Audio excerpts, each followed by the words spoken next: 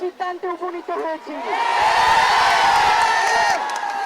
এই সরকার কোনোভাবে আর 1 মিনিটও ক্ষমতায় থাকার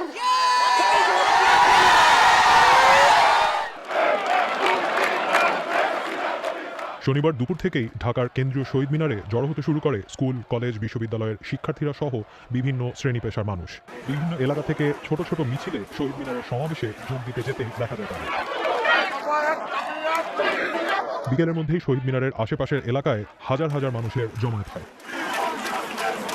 গত কয়েকদিনের মতো এদিনও সমাবেশে শিক্ষার্থীদের সাথে অনেক অভিভাবকের উপস্থিতি দেখা গেছে।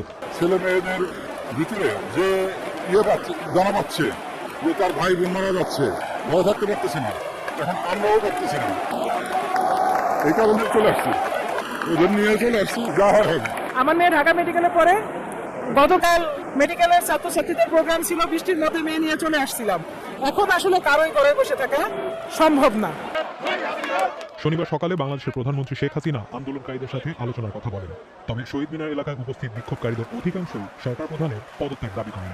আর যে মানুষটাকে আমরা চাই না, তার কাছে কিছু চাই না। কারণ এত রক্তপাত, এত কিছুর পরে যদি এই মুহূর্তে এসে মনে হয় যে এখন বসতে চাওয়া, এখন যে ধরনের সমঝোতা, এখন যে ধরনের এক ধরনের শিথিলকরণ, আমার কাছে এটা খুবই ভয়ানক। ঢাকা শহীদ মিনার ছাড়াও মিরপুর, রামপুরা, যাত্রাবাড়ি, ধানমন্ডি, গুলশান সহ বিভিন্ন এলাকায় আন্দোলনকারীদের সমর্থনে মিছিল বের করে বিভিন্ন শ্রেণী পেশার মানুষ।